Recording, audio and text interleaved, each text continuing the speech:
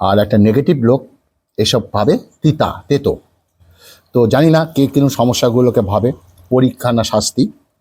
তবে এটুকু ঠিক বলতে পারি, তুমি যদি পরীক্ষা ভাবো তাহলে সে পরীক্ষায় উত্তীর্ণ করা সম্ভব। হ্যাঁ, সে পরীক্ষা উত্তীর্ণ করা সম্ভব। আর তুমি যদি ভাবো শাস্তি, তবে মনে রেখো এই শাস্তি দীর্ঘস্থায়ী নয়। পৃথিবীর কোনো শাস্তি দীর্ঘস্থায়ী নয়, মানে এর শাস্তি দীর্ঘস্থায়ী হয় না, এটাই বাস্তব। হায়, চলো আজকে তরকারি কিছু নেই। দুপুরবেলা আজকে মাছের ঝোল, কালবাউস মাছ, গঙ্গার টাটকা কালবাউস মাছ, আর হচ্ছে চাল কুমড়ো দিয়ে আর চিড়ে দিয়ে একটা সুন্দর ঘন্ট, এটা দিয়ে খাবো। আর রেসিপিটা মানে যেটা মেনুগুলো তোমাদের দেখাচ্ছি, আর খেতে খেতে আজকে খুব ভালো কথা বলবো, কথাগুলো শুনবে, মানে তোমাদেরই জানা কথা, কিন্তু আমি একটু অন্যভাবে বলবো। আশা করি আমার কথাগুলো বুঝতে হবে। চলো আজকে মেনুটা দেখাই কী কী আছে। কালবাউস মাছ হালকা একটু ঝোল করেছি আলু দিয়ে, আর এটা হচ্ছে চাল কুমড়ো দিয়ে চিড়ে দিয়ে চাল কুমড়ো দিয়ে একটা ঘন্ট, আর কুমড়ো ভাজা আর ভাত। ঠিক আছে, চলো খেতে খেতে শুরু করি, ঠিক আছে না? আর এই যে কুমড়ো ভাজা, আর হচ্ছে কি বলো তো, আর হচ্ছে এই যে ডাল দিয়ে কুমড়ো ভাজা দিয়ে খেতে খেতে আজকের কিছু কথা বলি, আশা করি ভালো লাগবে। পোড়নের লঙ্কা, আহা, একটু ভালো করে মেখে আজকের কথাগুলো শোনো।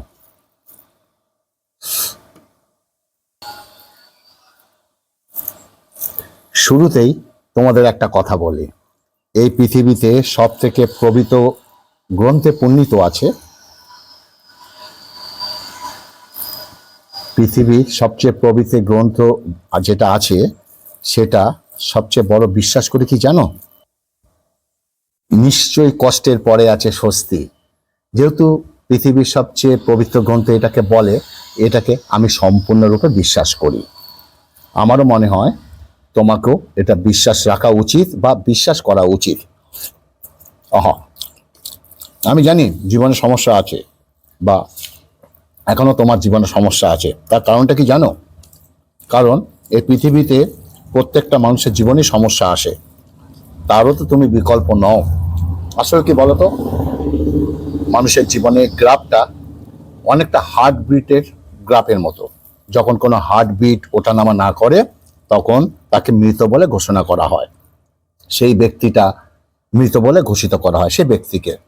যখন তোমার জীবনে কোনো সমস্যা থাকবে না, তখন তোমাকে মৃত বলে ঘোষণা করা হবে। তার কারণ কি জানো? তার কারণ একমাত্র মৃত মানুষের জীবনে কোনো সমস্যা থাকে না। আর তুমি যদি সমস্যাহীন হয়ে থাকো বা সমস্যা মুক্ত হয়ে থাকো, তাহলে তুমি মৃত। এই পৃথিবীর মানুষ তোমাকে মৃত বলে ঘোষিত করবে। দেখো, তোমাকে একটা এক্সাম্পল দিই। যখন কোনো রেসে ঘোড়া এবং ঘোড়ার মালিক নামে রেস চলাকালীন ঘোড়ার মালিক ঘোড়াকে প্রচুর কষ্ট দেয়, প্রচুর আঘাত করে। সেই মুহূর্তে হয়তোবা সেই ঘোড়াটা দৌড়ায় আর ভাবে, আমার মালিক আমাকে কেন এত কষ্ট দিচ্ছে, বা আমার মালিক আমার সঙ্গে কেন এরকম করছে, আমি কি এমন অপরাধ করেছি। কিন্তু বাস্তব সত্যটা কি বলতো? সেই ঘোড়ার মালিক ঘোড়াটিকে জেতাতে চায়। হ্যাঁ, সেই ঘোড়ার মালিক ঘোড়াটিকে জেতাতে চায়। তোমার আমার জীবনের ক্ষেত্রেও এই এক্সাম্পল চাই। যখন আমাদের মালিক, এই জগতের প্রতিপালক, এই পৃথিবীর পরিচালক আমাদেরকে কষ্ট দেয়, আমাদেরকে সমস্যা দেয়, তার মানে তিনি আমাদের প্রচুর ভালোবাসেন।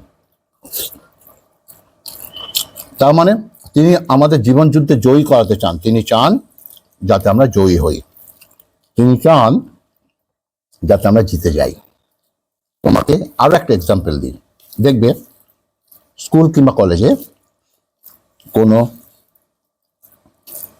সেই ক্লাসের সম্পূর্ণ একটা শিক্ষক একটা স্টুডেন্টকে সবচেয়ে ভালো কাজ দিয়ে থাকে, সবচেয়ে বেশি কাজ সেই ক্লাসের সব থেকে ভালো স্টুডেন্টকে দিয়ে থাকে, তাই না? তার কারণ কি জানো? তার কারণ সেই শিক্ষকের বিশ্বাস আছে এই স্টুডেন্টটা এগুলোকে সলভ করতে পারবে। ঠিক তেমনি উপরওয়ালা তাদেরকে সমস্যা দিয়ে থাকেন যাদের প্রতি উপরওয়ালার বিশ্বাস থাকে, তাই না? তাদেরকে সব থেকে বেশি সমস্যা দিয়ে থাকে যাদের উপর সবচেয়ে বেশি বিশ্বাস কাজ করে। মনে রেখো, তোমার জীবনে যদি সবচেয়ে বেশি সমস্যা হয়ে থাকে, তাহলে তুমি উপরওয়ালার একজন বিশ্বস্ত একজন ব্যক্তি। তুমি তাকে নিরাশ করবে না, সে তোমাকে বিশ্বাস করে। যারা আমাদের বিশ্বাস করে তাদের আমরা কোনো নিরাশ করা উচিত নয়। আর তিনি তো সব থেকে উপরে, তিনি তো এই জগতের প্রতিপালক, তিনি তো তোমার ভবিষ্যৎকে উজ্জ্বলকারী। তুমি তাকে নিয়ে কি করবে? হাল ছেড়ে দেবে? যে কোনো একটা ছোট্ট সমস্যার জন্য হাল ছেড়ে দেবে? হেভি খাচ্ছি, হেভি খাচ্ছি। দেখছ, চাল কুমড়ো চিড়ে, চাল কুমড়ো চিড়ে দিয়ে খেয়ে দেবে। যে পাত্তা পাত্তা চিড়েগুলো হয় না, হেভি লাগে। সঙ্গে কালবাউস মাছের মাথা আছে। আর আজকে এই কথাগুলো যদি ভালো লাগে, একটু অন্যের কাছে পৌঁছে দিও ফেসবুকের মাধ্যমে। আহা, এবার পুরো কালবাউস ধরো, কালবাউস মাছ। এই দেখছো, এই যে আলু, এই আলুটাকে আগে চটকে নেবো। এই যে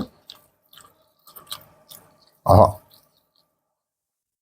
তারপরে এই যে মাছ, এই দেখো, এই মাছ ভেঙে গেছে গো, নরম মাছ না।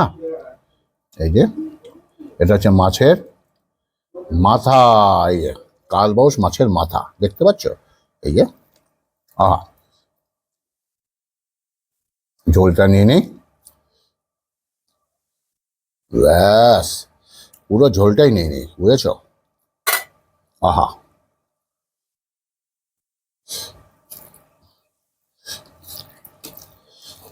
একবার একসঙ্গে মেখে নিই।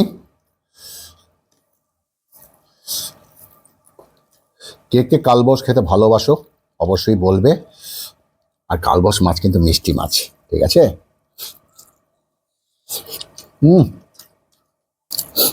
হাল ছেড়ে দেবে?